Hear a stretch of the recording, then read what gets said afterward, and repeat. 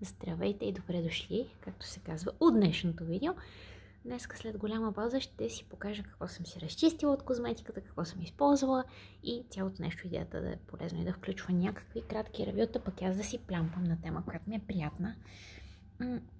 Да, не знам при вас как е, започваме, но аз понякога, извинявам се, наместваме малко нещата. Понякога се усещам, че много от сантимент си пазя някои неща. Това е Sweet Peach Too Faced, старата палитричка, която мисля, че ми е от 2018, което е срамно. Не съм я ползвала скоро, малко ми е мъчно да се отърва от нея, но вече за ползване не може и дума да става. Тук успях да си извадя все пак 3 от цветовете. Имам си специална техника, мога да ви кажа някой път как го правя, но това по принцип не трябва да се ползва, вече дори за пудра е малко старичко. Така че това нещо се изхвърля. Честно да ви кажа, не знам дали бих я взела пак. Добра беше, но има мацки много други, които трябва да използвам. И още, че при мен го има сентиментален момент. Видим тук какви други изненади имаме, аз вече не помня какво съм изхабила. Това е. Да, тази палитра си спомням как си я купих и много други неща. И ми е мъчно да изхвърля, но това към момента е предмет, който не ползвам. Иначе, ако нямате много други палитри, това е добро. И като цветове, може да видите навсякъде по-добри слочове. Светлината ми не е идеална, но това е една много приятна палитра, която може да се ползва доста добре, мисля. И за да не стане това видео 100 часа, продължаваме нататък. Благодаря, палитрички. Чао! Продължаваме с нещо... Продължаваме с нещо от Лили. Един ексфолиант. Уж с хиалуронова киселина. Това беше в Лили. Едни малки съшенца са много удобни, ако сте на път. Аз ще дам моите останали на приятелка. Съжалявам, че не ги показвам. Едни малки опаковчици, наистина удобни, но като ексфолиант уж има AHA, BHA, PHA, нямам идея какво е. Но това беше един доста груб за моята смесена 30 плюс годишна кожа, честно казано. Така че това го препоръчвам на хора с нечувствителна кожа. Честно казано, не бих го купила пак. Не знам и за хората, честно казано, с хората с нечувствителна кожа като мен, дали това е най-добър ексфолиант, бих препоръчала други неща. Продължаваме нататък. Любимото ми кремче на Оле Хенриксен. Strength Trainer Peptide Booster, понеже това е от любимите кремове. Много хубав и приятен за смесена кожа, хидратира. Много ви е готина кожата, след това по-добре се нанася грим. Бих го купила пак определено, това ми е втора опаковка всъщност. Толкова го обичам, че капачката е по принцип е бяла. Аз съм си я декорирала като идиот. Но за съжаление да, свърши и ако го искам пак, този крем трябва да дам 90 лева. Което ще направя в някакъв момент, но да, мисля да си взема и капачката за следващия, тъй като белите капачки не ми харесват, ако не е за банята нещо. Продължаваме с нещо много любимо, един тоник на Pyongan. Той има единствения есенс тонер, това общо взето е нещо много готино, не знам колко паковка ми е това, но тези 100 мл е това, стигат задски много време. Значи това мисля, че се ползва от декември до март. Говорим за, може би за миналата година, ще ви излъжа. Не, доста, вижте, аз снимам видеа силно казано много рядко, веднъж на високосна, но общо взето това е страхотно нещо. Това, което прави е, че помага на кожата. След като измиете, слагате този тоник, мъничко, чувството е страхотно на кожата и след това каквото слагате отгоре, се предполага да действа по-добре. Продължаваме нататък много бързо. Любима маска на Митомо. Всички маски на Митомо са готини, аз още не съм ползвала. Тази изглаждаща с пчелно млечице, екстракт от японска вишна сакура. Всичките им са страхотни. Не съм ползвала лоша. Така че да, имам няколко, които трябва да изхъбя. Към изхъбената ми козметика, в това разчистване, преминаваме към едно червило на Clarins. Извинявам се за ногтите, но това е положението. Orange Fizz е цвета. Не беше лошо, но честно казано, мисля, че вече се е поразвалило и е доста ярко. В принцип, доста малко може да се ползва от това. Но да, реших да се разделиме с него. Просто ми се струва, че вече е старичко. Мисля, че от 2020. Няма как да продължа да го ползвам. Аз няма и да стигна.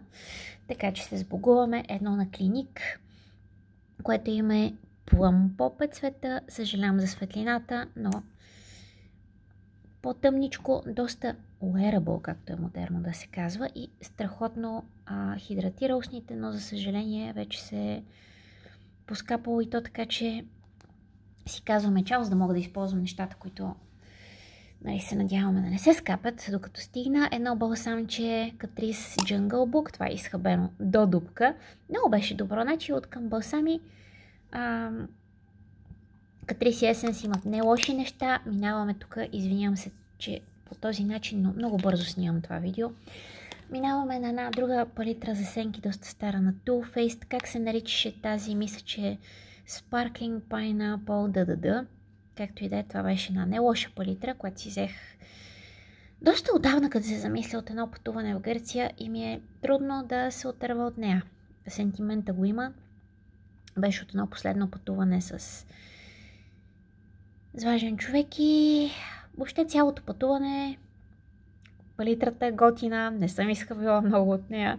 Тук съм си взела просто за проба, в смисъл, за да видя тези цветове, които съм си извадила. Тук ще ви ги покажа, те са на една палитра, палитра сложени, и съм си ги извадила с цел да малко да пробвам, така да видя дали да си търся други цветове, но това е старо, това може би от 2019.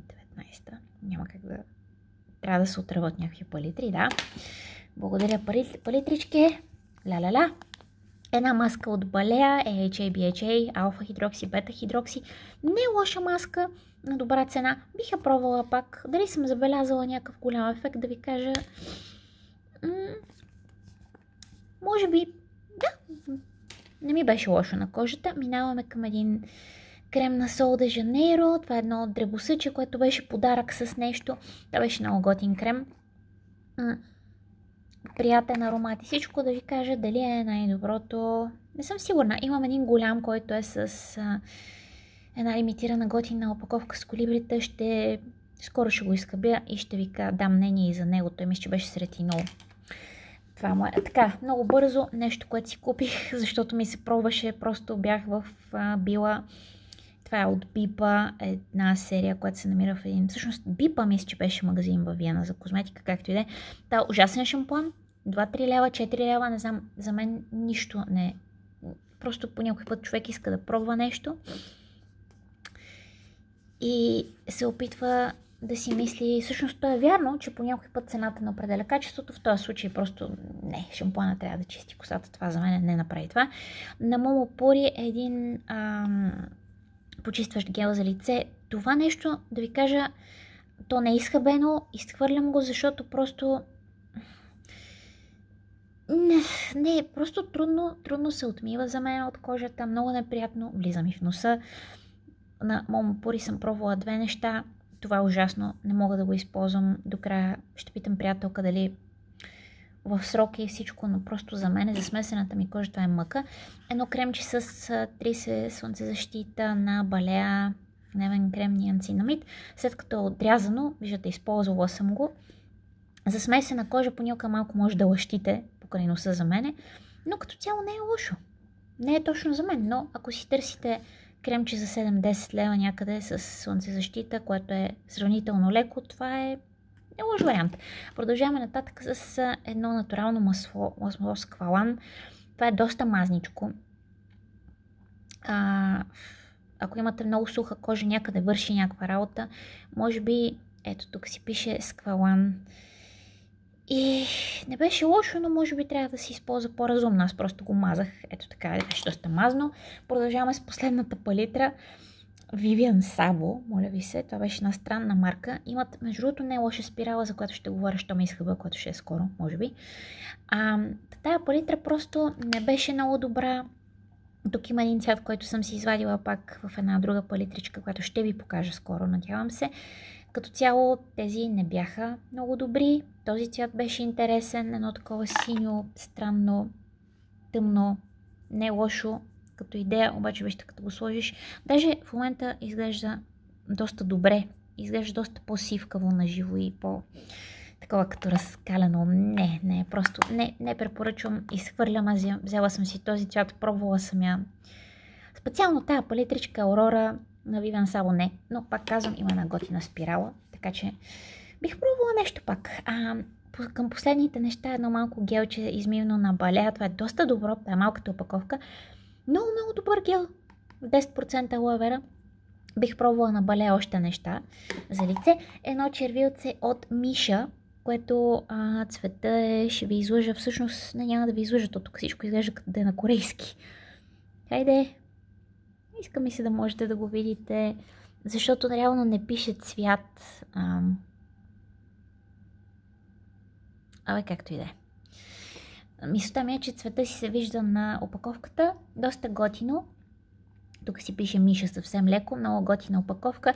Това червило го изхабих почти до край. Разделяме се, защото пак е вече и то малко по-старичко. Много беше готино. Матово червило. Много приятно върху устните. Препоръчвам Миша. Това е от Seoul Cosmetics. Има ги в Сердика център, мисля. И това червило специално беше доста готино. Бих взела пак, въпреки че беше около 50 лева, мисля. Но ако намерите цвят, който носите, вие да носите, това си заслужава. Това червило на Миша е наистина много добро. Не съм го виждала онлайн, само в Seoul Cosmetics. Така може да видите цвета малко по-добре. Ярко беше, но може по-малко да се нанесе, по-леко става. Така, продължаваме към последните неща. Едно балсамче за устни на Essence, което съм изхабила. Доста ми хареса. Като цяло балсамите на Essence са готини. Един молив за вежди на Revlon. Revlon Color Stay. Има си тук четчица. Не беше лош, но не ми беше най-любимия. Лесно е да се издъните с този Revlon Color Stay молив за вежди. Лесно е да сложите повече цвят и после започва едно търкане и едно средна работа, бих казала. Бих пробвала някой друг и едно любимо кремче мъничко на Луситан с бадем за ръце. Това определено бих си го взела пак. Върши работа, хидратира ръцете, мирише страхотно. И в пликчето, в което си събирам изхабените нещата, които изхвърлям, реших да е по-малко. Но това е всичко. Надявам се това да ви е било полезно и скоро ще се опитам да направя ново видео, т.е. да не поствам веднъж на 5 месеца. Благодаря на който е гледал и да на това да е полезно.